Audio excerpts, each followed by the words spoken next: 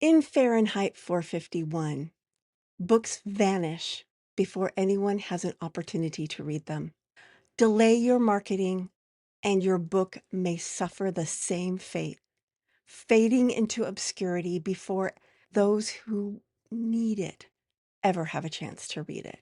In this episode of Coffee with Karma, I'm going to be sharing with you 5 urgent lessons that you can take away from the 1966 film Fahrenheit 451, based on the novel of the same title by Ray Bradbury, my favorite author.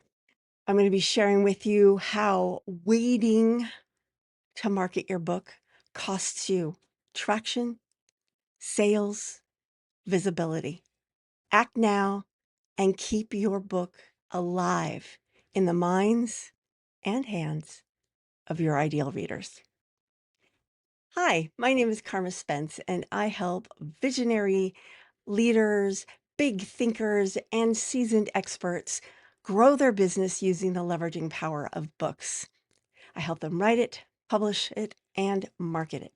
If you are watching this video on YouTube, please like this video, subscribe to my channel, and ring the bell so that the YouTube algorithm will push this video in front of more people who want to achieve the same goal. Get their book into the hands of readers who are dying to know the information in that book.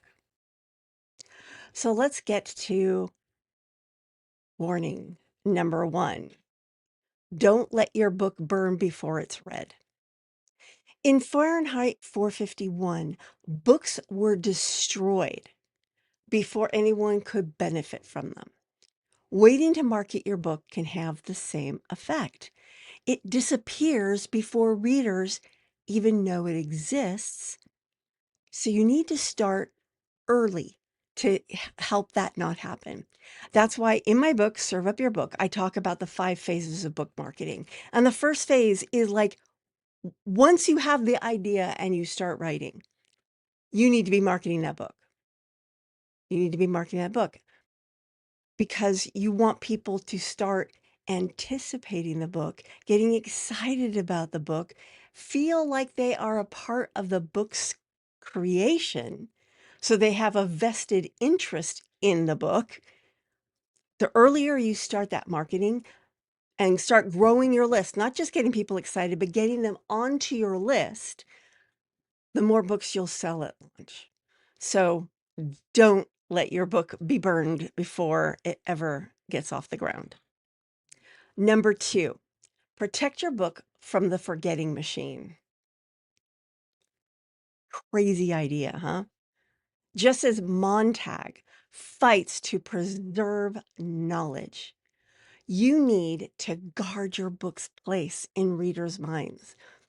Begin by showing up in their feeds and their inboxes months in advance so they remember you. Memory is an ephemeral thing. So prime it. The more times someone experiences some aspect of your book, the more likely they are to remember it. Number 3, build your underground network. So the rebels in Fahrenheit 451 survive by forming a secret society where people become books and they're known by their book name. So you've got, hey, this is Pride and Prejudice over here. And over here, we've got the Martian Chronicles. And over here, we've got Tom Sawyer. And they would memorize the book to keep that book alive because you can't burn a book if it's not in paper. So your version of this, cultivate your email list and early supporters so that you have advocates that are ready to spread the word. That's why you're starting early. That's why you're building your email list. That's why you start creating your beta reader / launch team early. Get them excited, get them anticipating, get them to participate in helping you design the cover, design the interior. Add quotes from them to the book if it's relevant. Get them involved, because the more involved they are, the more likely they are to buy your book and spread the word.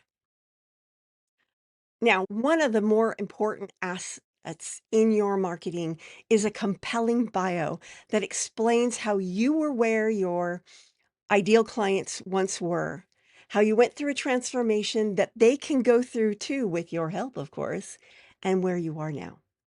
And how do you best communicate that? With a mythic bio.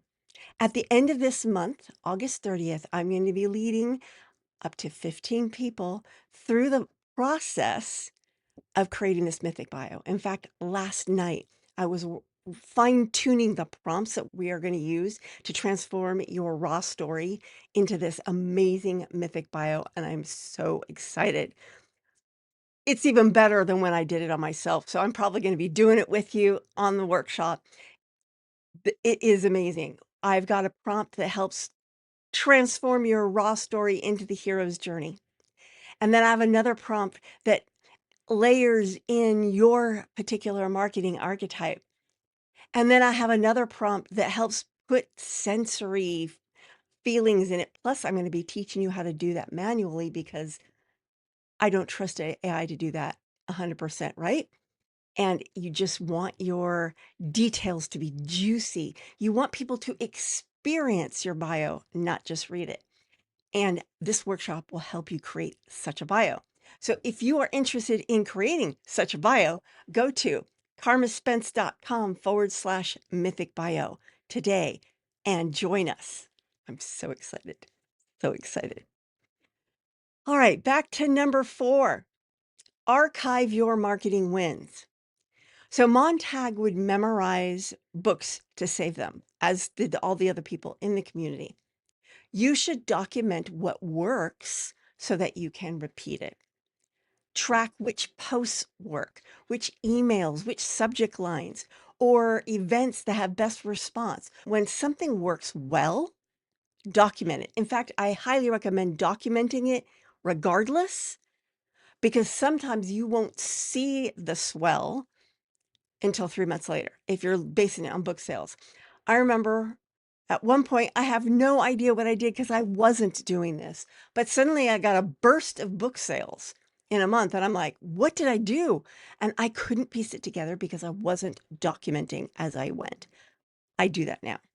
So do that, because that way, if I knew what caused that swell of buying, I would do it again and again and again, but I don't know because I didn't document. So document.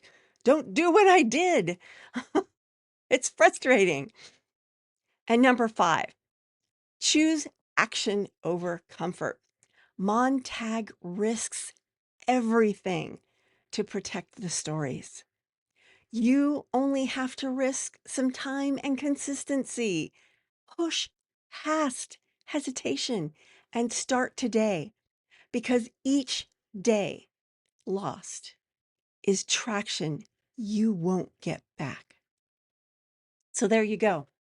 5 urgent reasons why you need to start marketing today. That lessons that I took from Fahrenheit 451. I hope you enjoyed this video. I'll be back next week with more good stuff. But for now, ciao. Bloopers! In Fahrenheit 451's, not too sure why I said it that way. Let's try that again.